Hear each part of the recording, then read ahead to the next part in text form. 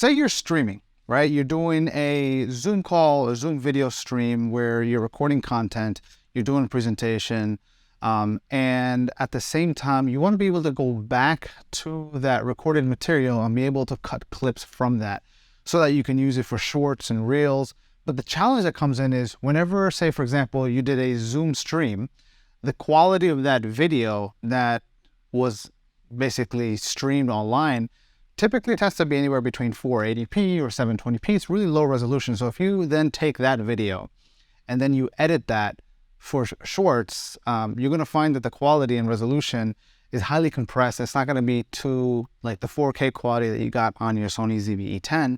So what I want to show you is a couple settings that you can dial in. So this way, let's say you're working with a team, you're doing your stream, and then you can also send them the high resolution 4K video that you recorded locally on the camera. There's certain settings that you want to dial in. Now, this video is making a few assumptions with regards to your setup. The assumptions are that the stream that you're making, your camera, your Sony ZV-E10 camera, is actually streaming video via the HDMI port. So you have an HDMI cable like I do here. There's an HDMI cable that's then going into a capture card like a Camlink Elgato 4K, which is then being recognized by the computer to then take that video feed and send it over Zoom or whatever the streaming platform it is that you're using.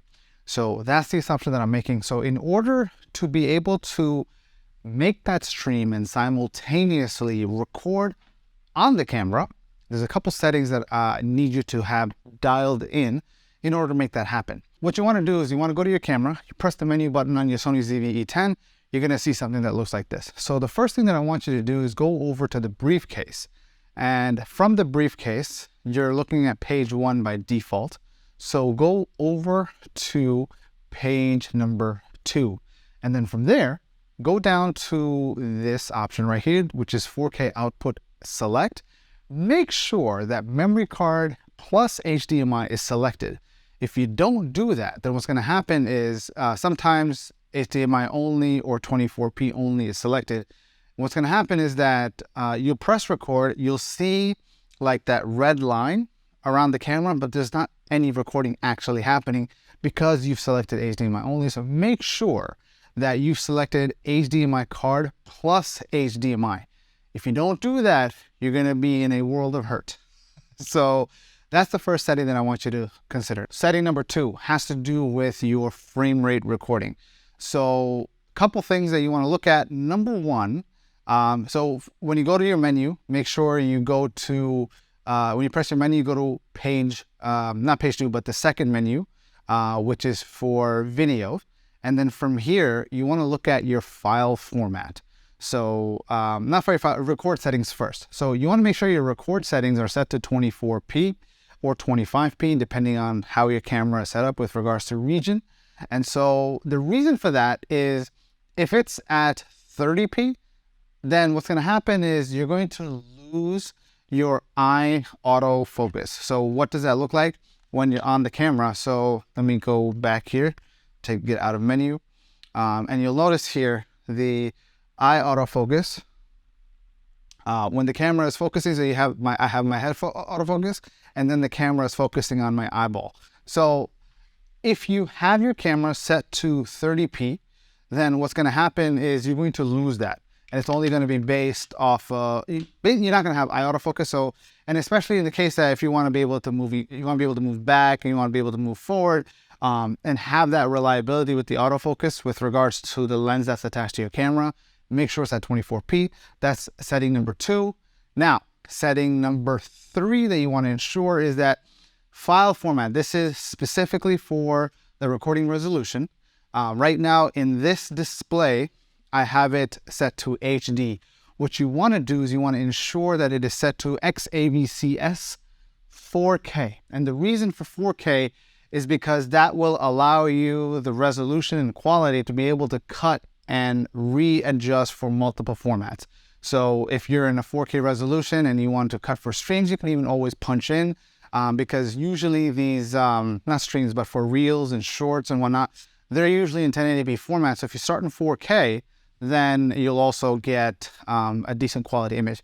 The other reason to do it in 4K, not HD, is because the way that the Sony ZV-E10 operates from a internal standpoint is that if you're recording 4K, what the camera is doing is that it's taking a 6K high resolution image and it's squeezing it down to a really sharp 4K.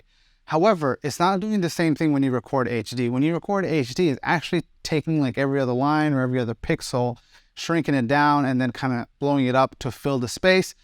And so as a result, neither the bit rate nor the resolution is going to be close to the quality of the 4K. So that's why even if you're going to deliver in 1080p or you're going to edit something in 1080p, make sure you're recording 4K, and that gives you the greatest amount of options and flexibility with regards to the editing, or even with the team that you're going to be working with.